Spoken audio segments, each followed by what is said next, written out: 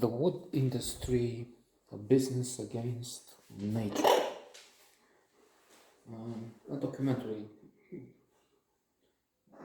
we can see that clearly from the title, although there are strange names for motion pictures, fiction out there.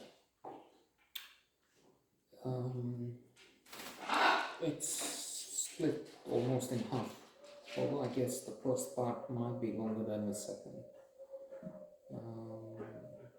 First one is dedicated to IKEA, and the second to some other major corporation, at this time doing business in Southeast Asia, in Indonesia mostly, I think. And let's finish with the second part in a fewer words because I'm more concerned with the first. So we may all remember the thick clouds of smoke hanging over Indonesia, large parts of Indonesia and Singapore. Indeed, at the end there's a list of terrifying figures, many people killed because of this pollution due to forest fires. Quite a number of them provoked because they want to clear land to use it for palm plantations of palm oil has become a bad word somehow. Although now with the war in Ukraine, sunflower oil, sunflower seed oil is scarce also, as with the energy. Okay, there's a problem with oil gas coming from Russia, so let's use some of the alternatives, and they allow exploration, extraction, whereas before there was more emphasis on saving the planet, on cutting down on carbon, fossil fuels. Yuval Harari, the greatest linguist of this time, the present,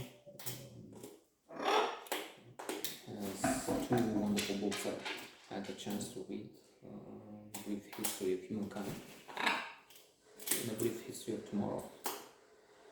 And recently he wrote in an article, an invitation in The Economist, about the effects of the Ukraine crisis. Before the war started, he was clairvoyant in saying budgets for defense will increase, which has happened. And the focus might shift from climate change, from doing something about it, towards preparing for some lunatics like Putin in war. And in that process, a vicious circle, a tragic spiral where war,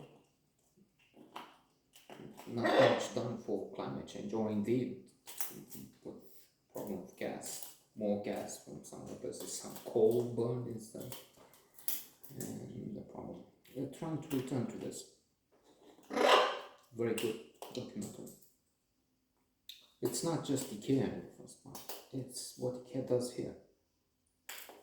And indeed, I had this feeling before, that quite often we admire the models for almost all the good reasons, and they do so much.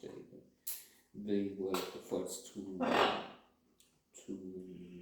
put in rules, half women, half men on the boards of companies, and so on. And they have so much to teach us: probity, honesty, happiness.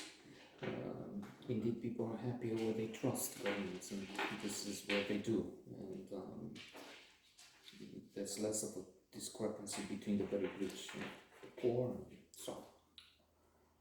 Yet, quite often they can sound, and they can be self-righteous, they can boast, but it can be with substance in some areas.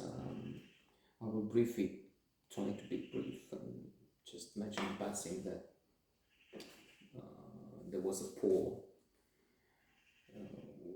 which are the least liked people in the EU, and we were or bottom, depending on how you want to look at it. And then, unfortunately, and why the fuck, Denmark was the country where we were the least liked. So reciprocity, the principle of reciprocity, the classical psychology is of course influenced by Robert Cialdini, and one of the 6 principles is reciprocity.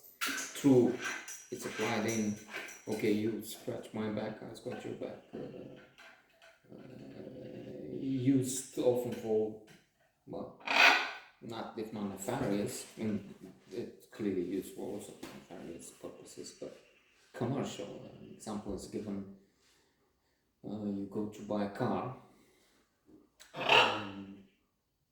some decade ago, I guess 2, the salesman would say, okay, we have these units on the lot, and then they have metallic painting, stereo, which they all do, that's one thing now. And we'll give it to you, the painting, but it also has, let's bring it closer, some satellite service, it has rugs. In the old days, when you bought a car from Volkswagen, you had to pay extra for the lighter. Otherwise, we had to pay 20 Deutschmarks, that was the time, for a lighter in the panel. Otherwise, you would have a hole if you didn't want to pay. So so if you buy from Volkswagen, you have rugs. We give, they have rugs in it, but it costs 700 extras. And reciprocity, you would trick into thinking they gave you the gift. Okay, so the radio and the painting. So reciprocity, I'll pay for 700, which I didn't want. I didn't budget. I wanted the limit to be this $17,000.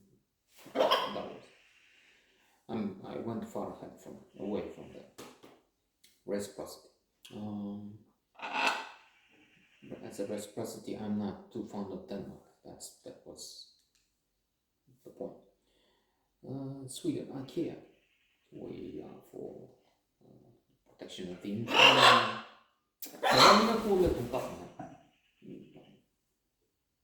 I'm turning deaf with this. I think I read somewhere that Kampart, the name owner, went away from Sweden because of the taxes, to domicile in Switzerland or someplace. It's a question of self-interest, of profits, and that's what the point is. Maybe they plant trees in devastating quantities. I give you some frightening figures. A third of the woods of Romania have been cut down. Not by IKEA directly, let's not say that, but when they go up, we have some minimum requirements. We don't know. It's suppliers which are doing this, but IKEA should be much more responsible. But they don't care. That's what we get, or I get. And to finish with, I had not a confirmation of this, because I've only seen the documentary a few days ago. But in advance, I could see some of the bad side of IKEA, because they had some land, if it's true, if I'm not mistaken in the information I received. So we have that covered. But they used to have, I also heard that they sold it in the meantime. They had some land, some 300 meters from here, which was used in the most terrible, not IKEA again, not IKEA, but